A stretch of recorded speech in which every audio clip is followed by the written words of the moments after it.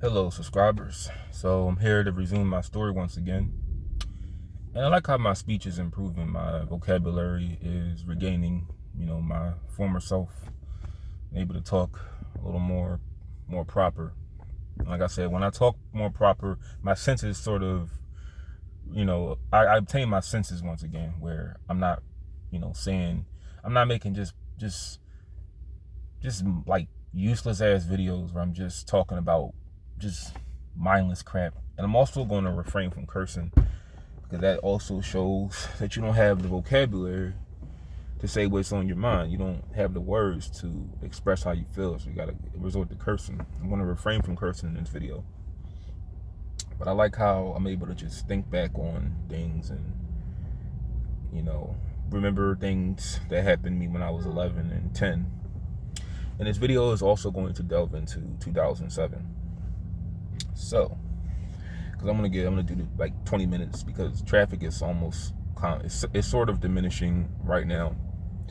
So I'm gonna just wait 20 minutes and then pull off. But anyway, around this time,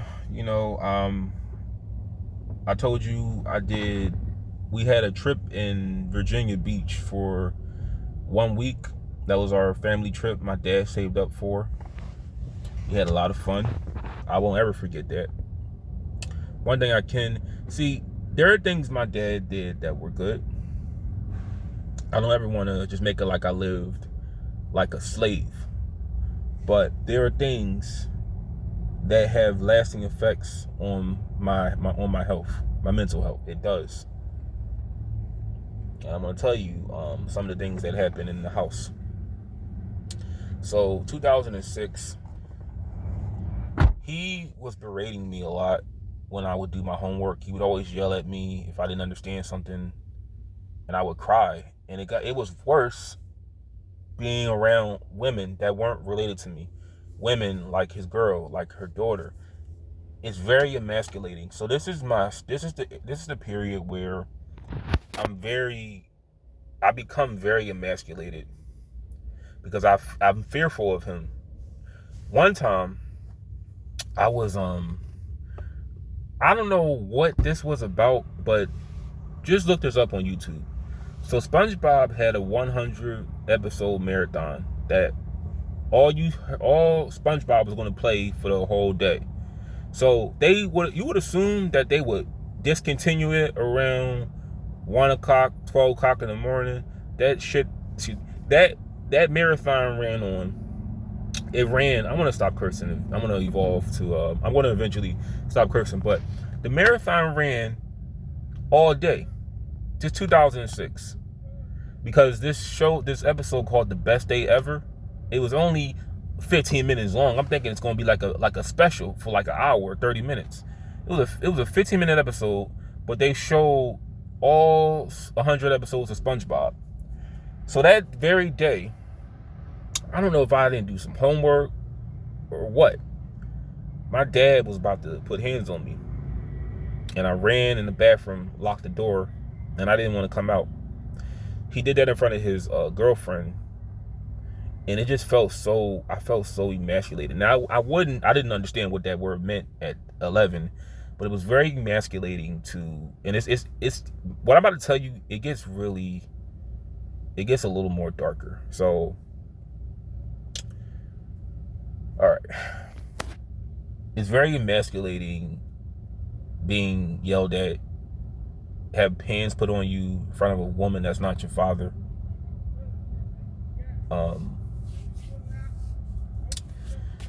You know, sometimes she would even egg him on to like berate me.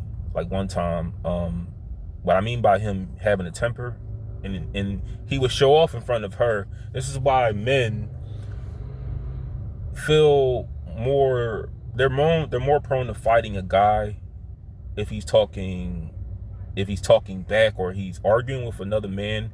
He feels more prone to he's more prone to talk to fighting or getting aggressive with another man, because when a woman's around, you have to show that you're not weak. So one time he was calling me in the room. And I just said, I forgot how he worded it, but he was in the room because he slept on the left side of the bed. She slept on the right side. There were a lot of things he would force me to do. He wanted me to kiss her behind. Like, I had to hug her at night. I had to hug him at night. He would force, cause like I'm kind of laughing now, but he would like force some things on me. I'm just laughing because, and I don't want to sound, I don't want this to sound messed up, but I'm gonna just say this. Looking at his situation now, sometimes I just think like the fact that he broke up a family, the fact that he put us through a lot of stuff with his choices and women, and let me tell you, it gets a lot worse over time. It gets a lot worse, but he put us through a lot of stuff through just us dealing with his girlfriend, her nagging, her control freak ways driving me crazy to the point where I feel like my OCD got worse under her very slowly.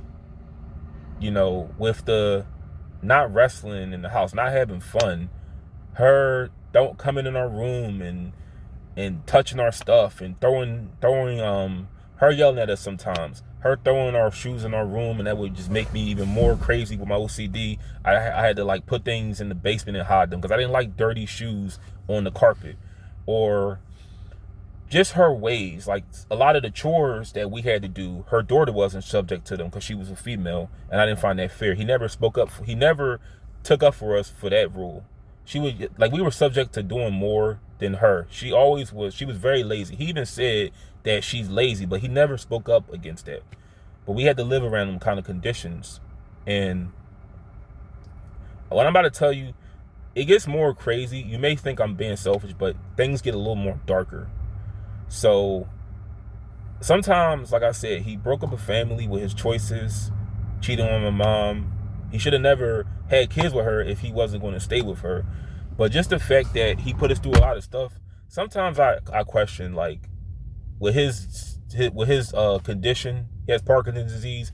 Sometimes I wonder, is this like his karma for a lot of the stuff he did? Even to my half brother, I don't mess with what he put him through with us.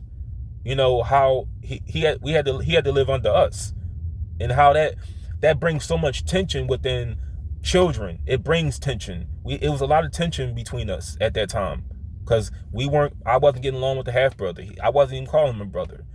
All that stuff I'm telling you guys. Sometimes I just think, is this like his karma for a lot of the stuff he did? Because like I said, as an adult, it messes with me daily. And I don't trust nobody enough to talk to people about it.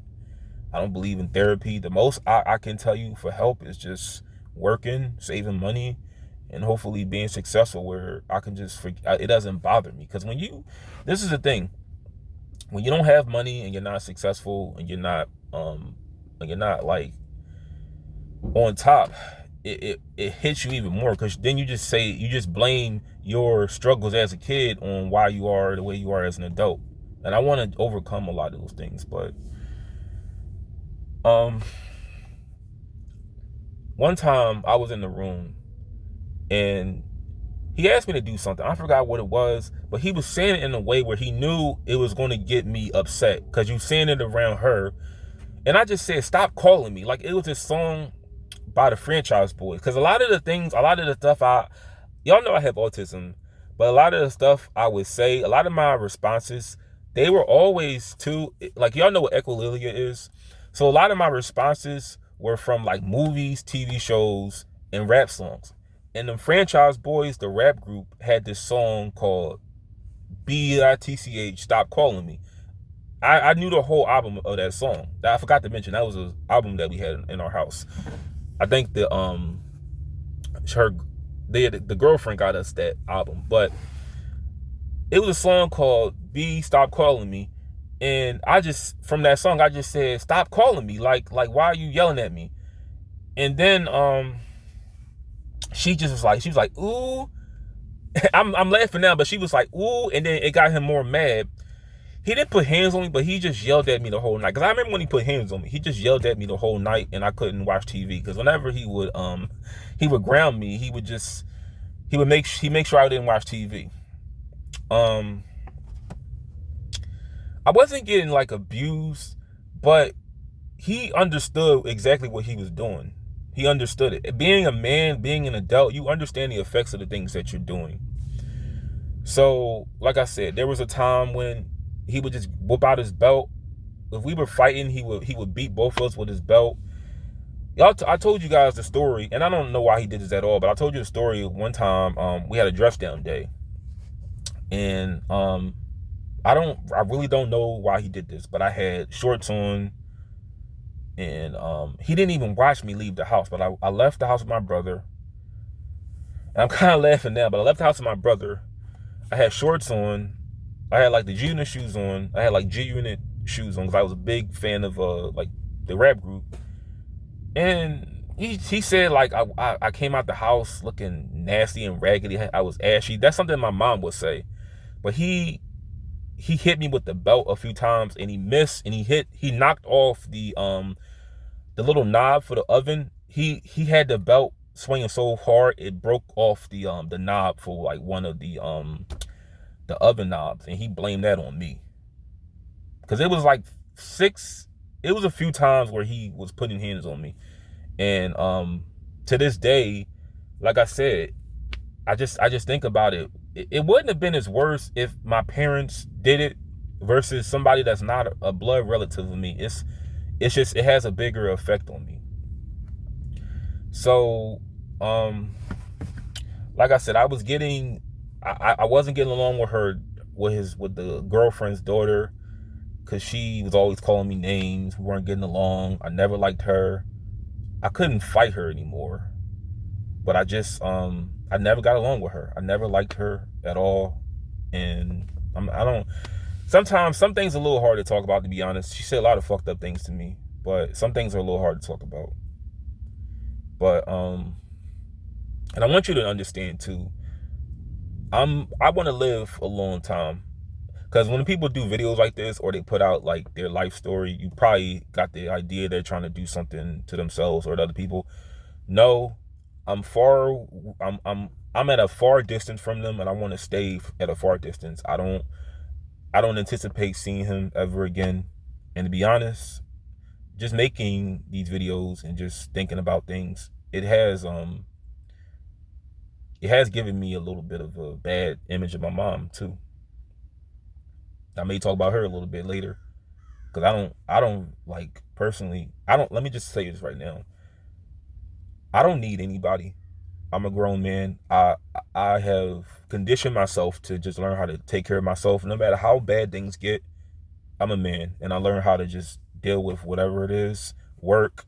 If something ever happens to me, I always just know I'm gonna get back on my feet. But I don't look to them as parents anymore, really. Because I'm just looking back at all the things now.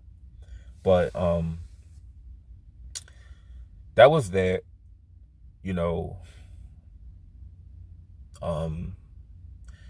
when we would do homework, like I said, he wasn't putting hands on me, but he was just like, I'm kind of laughing, because I'm just laughing at where he is now. That's what I'm laughing. I'm just laughing at that, because there's no real reason to do that to a kid at all. When we do homework, it was never comfortable, because I did not understand the concept of homework. I didn't understand the concept of math, science, history. I was not understanding the things I read. I just would recite whatever I read, and if it was on a test, I remember it from just reciting it. But I didn't understand the concept of nothing that I read or did. So when we did homework, he was just always, like I said, he was just being real extra with just some of the stuff he was doing. You know, I hate how, because black parenting is a lot different. But this is when I last talked to him, like a long time ago. When I was in Philly, he once was complaining about how he got on the trolley, because he doesn't drive. I don't know if he drives anymore, but he got on the trolley, and all these kids were on the trolley, and they made everybody on the trolley uncomfortable. Like it was some white people on there. The 13 trolley, the very trolley I believe that I think that's the trolley that I got on as a kid. He said it was a whole bunch of them on the trolley and they making people uncomfortable. Well, look how you're raising these kids. Look, you're not raising them with structure. You're not raising them. You're just beating them and feeding them and throwing them in the street and telling them to come home this time. They're not being raised in stable households, and it's the result. And you got to deal with your fucking parenting. The way you raise kids, this is the result of it. See, I don't have any kids, so it doesn't apply to me. But a lot of the people that are around his age are the ones that complain about the violence.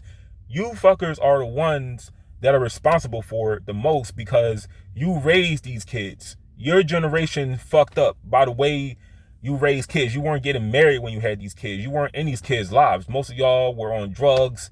Y'all weren't present in your kids' life, and if you were, y'all didn't have no structure going on. So this is the result of everything, and you got to deal with it. But like I said, it was her. I had to deal with her fucking control freak ways. I had to deal with her ways. Like I said, she was very petty. I didn't like her. She would give us chores. She would give us a lot of work to do, like we were fucking slaves, me and my brother. But her daughter never had to do as much work as us. You know, same like I told you. When she dies, when both of them die, I can really just move on with my life. I don't gotta really think about this kind of stuff anymore because I'll be more at peace because I just understand that there is judgment day for everybody for all the stuff that we do. Everything I did on this earth I'm going to be judged for it. But there was just there was a lot, man.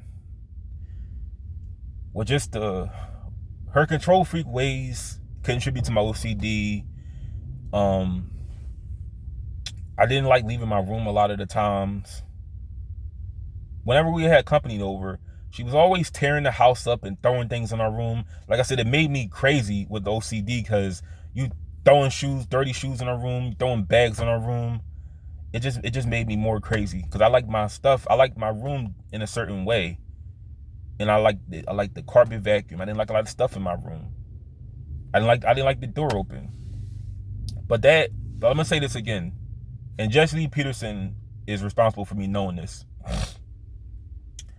Never berate a male child in front of another female that's not his mom. It's going to emasculate him like it did me. And I gotta say this. Don't raise your kids around people that aren't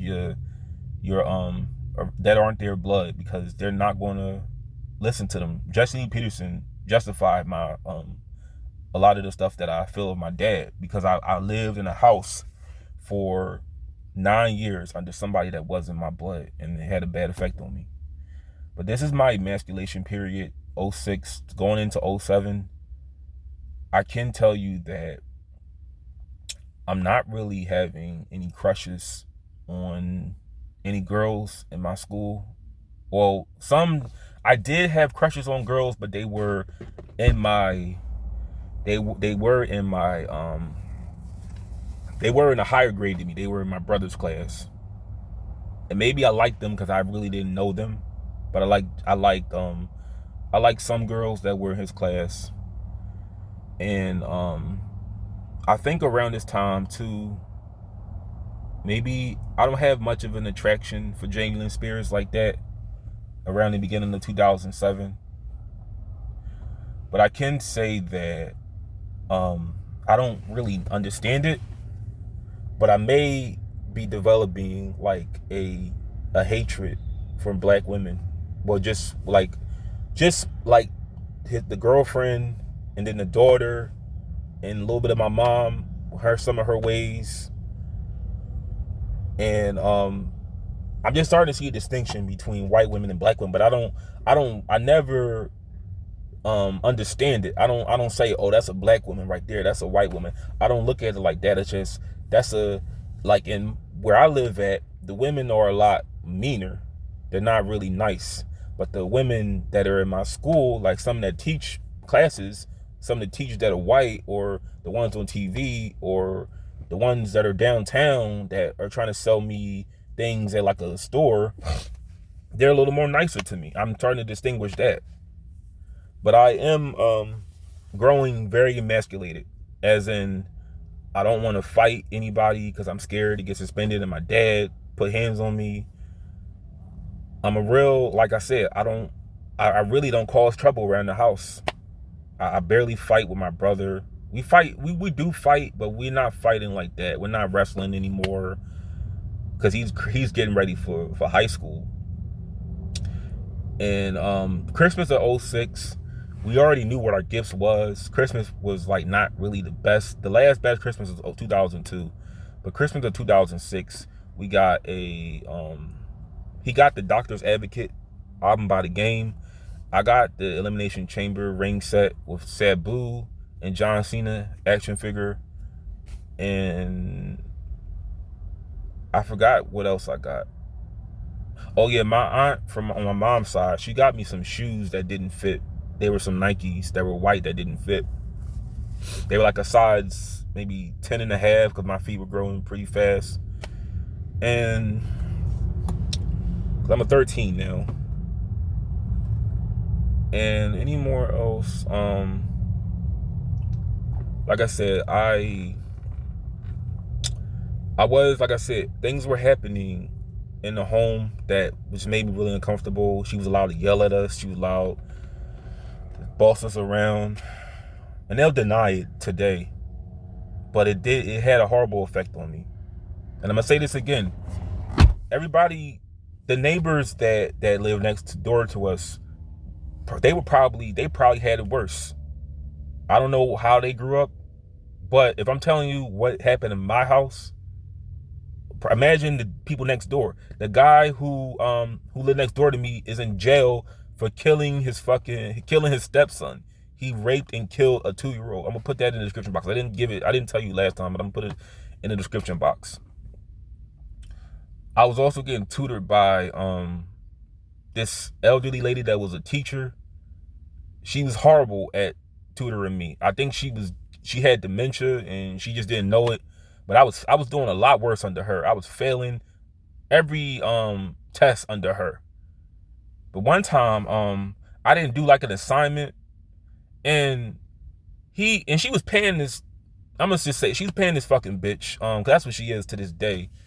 She lives in Tennessee now, but he was paying her money to tutor me. I didn't really need no tutor, but he was giving me he was tutoring me, and she was a little bit of a hothead too. I'm just gonna say it. I know they say respect elders, but fuck her. She was one time he woke me up out of bed. I don't know if it was 1 o'clock in the morning, but it was really late. It's probably 10, 11 o'clock. I had to walk all the way down the street for her to help me with this assignment that I didn't even know I had to do. But it wasn't, like I said, I'm going to explain this to you. Black parents, like my dad, they don't explain anything. What they do is they beat things into you. They don't explain anything. When you ask them questions, they say, it's always because I said so, that's why. They like to boss, they like to throw their authority around. See, one thing about black people, they have somebody to answer to too, and most of the time that's their boss or that's a police officer. See, he doesn't show that aggression. He never showed that kind of aggression towards police. Like the slave on the plantation didn't show it to his master. He didn't show that to police officers. So whenever we were stopped, and that wasn't really often, I noticed that he never had that kind of aggression towards somebody of a higher authority. So if anybody ever want to complain about slavery, just ask yourself, how do you treat your kids? Because you can be a fucked up parent and you can complain about being oppressed, but look how you treat your kids. But he never explained the importance of classwork, the importance of appearance. A lot of these things I learned on my own. He never explained things to me. It was always yelled. It was always berated. I was always berated to understand these things, or beaten. And if whenever if I questioned anything, it's always because I said so. If I got upset, he never explained anything. And this is why, like I said, this is why black kids in inner cities are in the state that they are because the way they're being raised. And he can acknowledge, like I said, he said when I got a little older, he said, I understand it was things I did wrong, things I did right. There's a lot of fucking things he did wrong, looking back. So I'm not trying to make it like he did everything bad, but my mom didn't put me through things like this. The things that my mom did do, now, I told you we didn't have like a lot of resources because she didn't make a lot of money. We didn't live in a 2-parent household, so there wasn't a lot of access to, we didn't have like a full fridge like my dad's house did. One thing I want to say, and I'm going to just say it on this channel.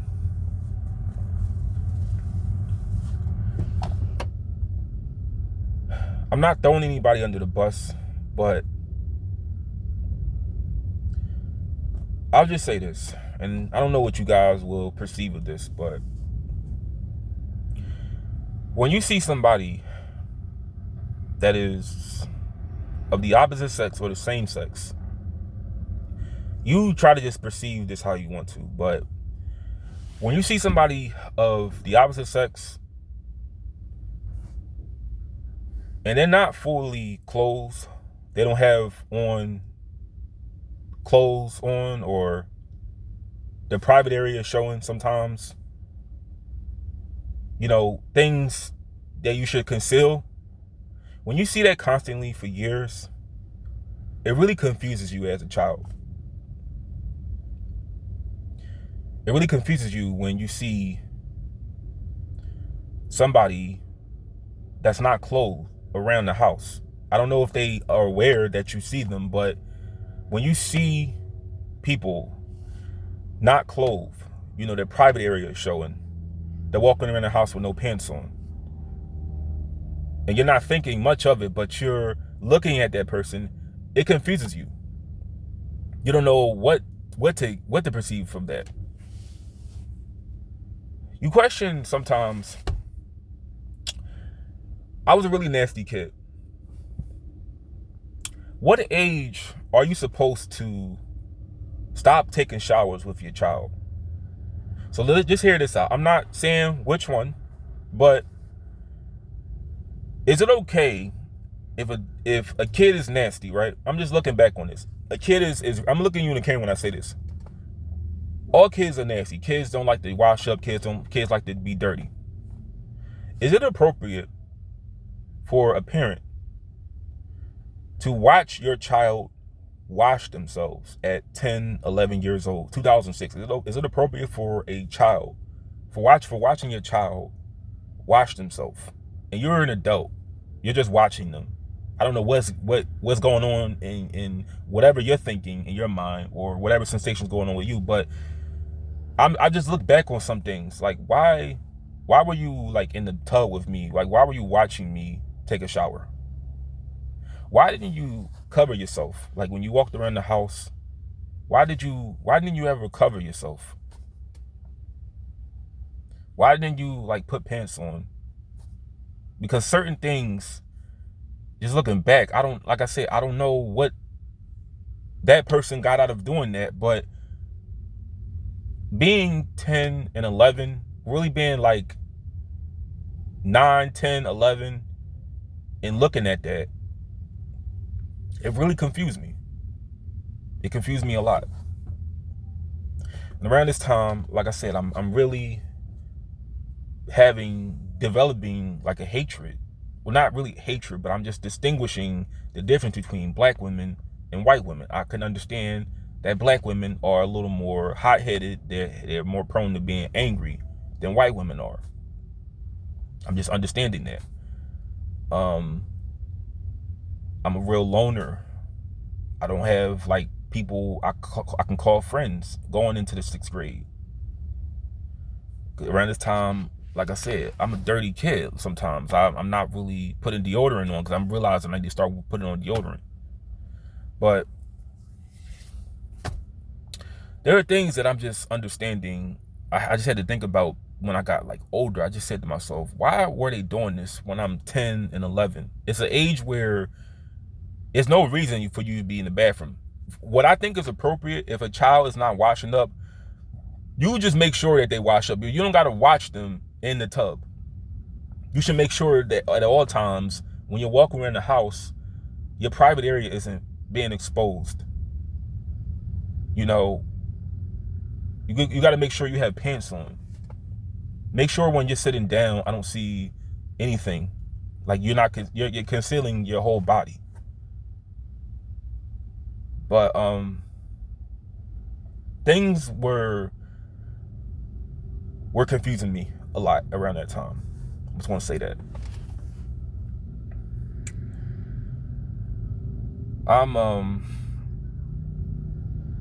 That's all I can really say. I was never touched as a kid. No one ever like molested me. Looking back, no one ever molested me or raped me. I can confidently say that. But there were some things that that happened a lot, and I really questioned it. But